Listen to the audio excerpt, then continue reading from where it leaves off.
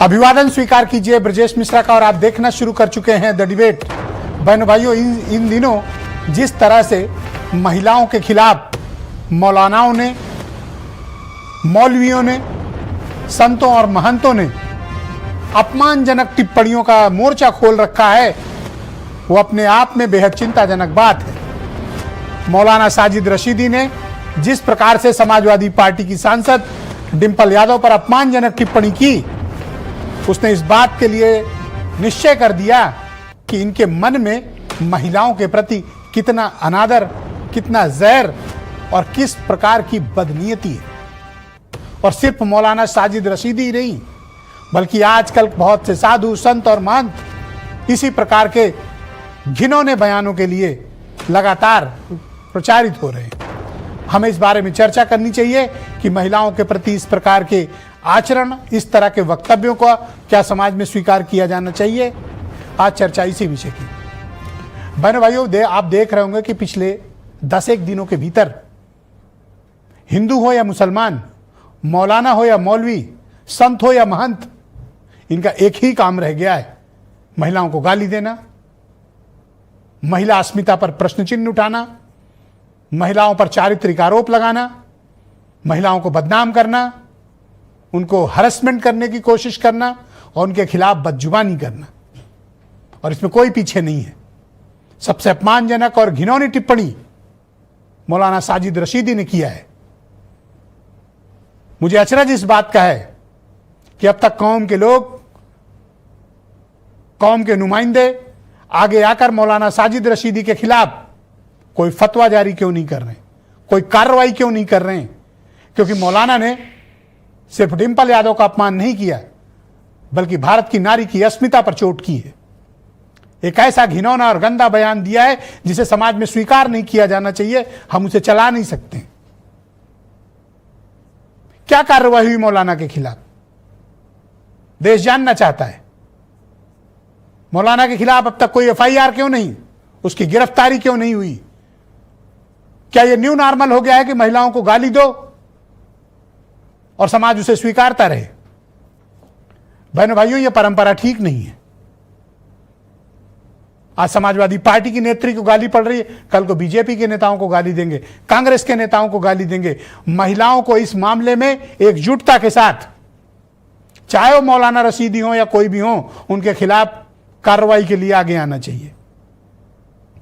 और सिर्फ कोई मौलाना या मौलवी ही क्यों, मुझे अचरज है कि जिनको पूरा देश, पूरा विश्व पूजता है, जिनके पैरों पर लोग अपना सिर रखते हैं, ऐसे प्रेमानंद महाराज, कितनी हल्की बात उन्होंने कही। दूसरों को ज्ञान, दीक्षा, समझदारी की बात करने वाले प्रेमानंद जी महाराज किस प्रकार का बयान दे रहे हैं कि 100 में से कुछ ही लड़कियां अब शुद्ध रह गई हैं। क्या शुद्धता का प्रमाण पत्र प्रेमानंद जी देंगे? जब वो अनिरुद्धाचार्य को इस बात की सीख दे रहे थे कि सोच समझकर बोला करो, जितनी जानकारी हो उतना बोला करो, तब इस प्रकार के आचरण और ऐसे स्टेटमेंट महिलाओं के खिलाफ देना क्या प्रेमानंद जी को शोभा देता है? मैं उन्हें बड़ा उच्च कोटि का संत मानता था, लेकिन उनके बयान ने महिलाओं की प्रतिष्ठा, महिलाओं की इज्जत, महिलाओं की आबरू, महिलाओं की अस्मिता पर गंभीर प्रश्न चिन्ह खड़ा किया है। अचरज की बात है कि महिलाएं प्रेमानंद महाराज को पूजती हैं, उन्हें ईश्वर का दर्जा देती हैं और उनके ईश्वर उनके बारे में ऐसी घिनौनी धारणा रखते हैं। महिलाओं को सोचना पड़ेगा, जिनकी भक्ति में वंदी हैं, जिनकी भक्ति में वो पागल हैं, जिनकी भक्ति में वो रमी हुई हैं, वो उनके बारे में क्या सोचते हैं। उन मुरीदों को, जो भी मौलाना और मौलवियों के मुरीद हैं, जो महिलाओं के प्रति घिनौनी सोच रखते हैं, उन मौलवियों का, मुल्लाओं का बहिष्कार होना चाहिए। अनिरुद्धाचार्य, कितना गंदा स्टेटमेंट कि 25 साल की उम्र तक महिलाएं मुंह मार लेती हैं। अनिरुद्धाचार्य को बताना चाहिए कि वो इतने बड़े हो गए, उन्होंने कितनी जगह मुंह मारा। उनसे पूछा जाना चाहिए, उनके खिलाफ एफआईआर होनी चाहिए। बहनों भाइयों, इस समाज में महिलाओं को नीचा दिखाने की एक घिनौनी साजिश हो रही है। महिलाओं को बांटा जा रहा है, उन्हें दबाया जा रहा है, अपमानित किया जा रहा है, उनकी इज्जत आबरू से खेला जा रहा है। राजनीतिक लोग इसमें बढ़ चढ़कर सम्मिलित हैं। महिलाएं कोई वोट नहीं है। अगर वोट बैंक बनती, किसी की औकात नहीं थी कि इतना बोलकर चला जाता। जिनके 2% वोट है वो सत्ता में बैठे मिलते हैं, जो आधी आबादी हैं वो गाली खा रही है और फिर भी कथा वाचन में जा रही हैं, फिर भी इन मौलवियों और मुल्लाओं से मिल रही हैं। बाबा बागेश्वर का स्टेटमेंट, मौलाना साजिद रशीदी के स्टेटमेंट, इनमें कोई अंतर नहीं बहनों भाइयों, ये एक जैसे हैं। और इनमें सबसे कॉमन बात मिलेगी, ये सब महिलाओं के विरोधी हैं, कॉमन एनिमी है ये महिलाओं के। आप किसी कथावाचन में देख लें, किसी मुल्ला मौलवी के दर पर देख लें, 100 लोग अगर का एवरेज आप मानेंगे तो उसमें 70-80 महिलाएं मिलेंगी। और फिर भी इनकी हिम्मत देखिए कि ये महिलाओं को ही गाली देकर अपनी दुकानें चला रहे हैं, अपने पद प्रतिष्ठान, अपने मदरसे, अपने मठ चला रहे हैं। ये इनके खिलाफ कार्रवाई कब होगी? कब महिलाएं इनके खिलाफ खड़ी होंगी और इनकी धूर्तता और झूठ की दुकानों को बंद कराएंगी? मैं चाहता हूं कि ये कंप्लीट आपको इंफॉर्मेशन एक खबर के जरिए दें, उसके बाद हम इस पर चर्चा को आगे बढ़ाएंगे।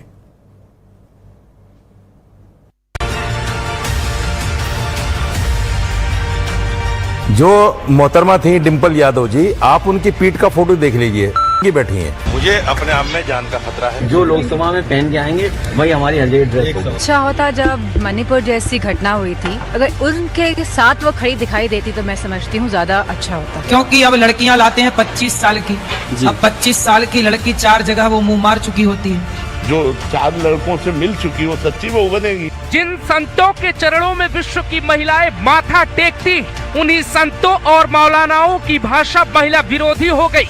कथावाचक अनिरुद्धाचार्य, स्वामी प्रेमानंद महाराज और मौलाना साजिद रशीदी की जुबान पर महिलाओं का सम्मान क्यों नहीं है? रशीदी को तो समाजवादियों ने रशीद दिया, जुबान फिसली तो थप्पड़ से जवाब दिया। सवाल ये है कि आखिर ये हो क्या रहा है? धर्म गुरु मौलाना साजिद रशीदी दोनों संतों से आगे निकल गए, डिम्पल यादव के मस्जिद जाने पे भड़क गए। मौलाना रशीदी डिम्पल पे हर बेशर्मी पार कर गए। डिम्पल यादव के पहनावे पे सवाल उठाया। डिम्पल राजनीति में लेकिन मर्यादा के लिए जानी जाती। डिम्पल मस्जिद में गई, इस बात पर मौलाना भड़क गए। नतीजा, नोएडा के एक चैनल में डिबेट के दौरान सपा नेताओं ने मौलाना की लाइव कुटाई कर दी। लाखों महिलाएं भक्त, लेकिन बाबा बोलते हैं 25 साल की लड़की 4 जगह मुंह मारती। देश में विवाद हो जाता है, माफी मांगते, लेकिन बयान पर टिके रहते। इनके कथाओं में 80% महिलाएं ही जाती। अनिरुद्धाचार्य के लिए सम्मानीय स्वामी प्रेमानंद महाराज दंडवत प्रणाम करने के वीडियो भी है। कुछ दिन पहले समझाया, अनिरुद्धाचार्य कम बोला करें, जो पता हो वही बताया करें। लेकिन महिलाओं पर स्वामी प्रेमानंद की जुबान भी फिसल गई। जो अपना पवित्र जीवन रखकर किसी पुरुष को समर्पित होती होंगी, कैसे वो सच्ची बहू बनेगी? जो 4 लड़कों से मिल चुकी वो सच्ची बहू बनेगी? महिलाओं पर ज्ञान या फिर चरित्र पर सवाल। स्वामी प्रेमानंद के भक्तों में करोड़ों महिलाएं। हिंदुस्तान के इतिहास में संत हो या धर्म गुरु, हर किसी की आस्था के पीछे के व्यापार में महिलाओं की भूमिका अहम मानी जाती। महिलाएं ही उन्हें फर्श से अर्श पर पहुंचाती। लेकिन प्रसिद्धि मिलते ही संतों की जुबान महिला विरोधी बन जाती। हैरानी की बात यह है कि स्वामी प्रेमानंद राधा रानी के भक्त हैं, जिंदगी भर राधा राधा नाम का जप करते, फिर ये शब्द क्या इनकी मर्यादा को शोभा देते? ये भी बड़ा सवाल है। हालांकि इस मसले में कोई भी पीछे नहीं। पंडित धीरेन्द्र कृष्ण शास्त्री ये कहते हैं कि जिन महिलाओं की मांग में सिंदूर नहीं, यानी प्लॉट खाली। कोई मौलाना कहता है महिलाओं को नौकरी नहीं करना चाहिए, तो कोई कहता है महिलाएं सिर्फ बच्चे पाल सकती। जबकि आज महिलाओं ने दुनिया भर में अपना झंडा बुलंद कर दिया है। द डिबेट में आज सबसे बड़ा सवाल, संत जपे माला, मौलवी पढ़े नमाज, फिर भी जुबान खुलते ही महिला विरोधी क्यों देते हैं पहचान? देवी की पूजा, महिलाओं पे टिप्पणी, महिलाएं ही पीड़ित, महिलाएं ही सवालों के घेरे में कैसे आई?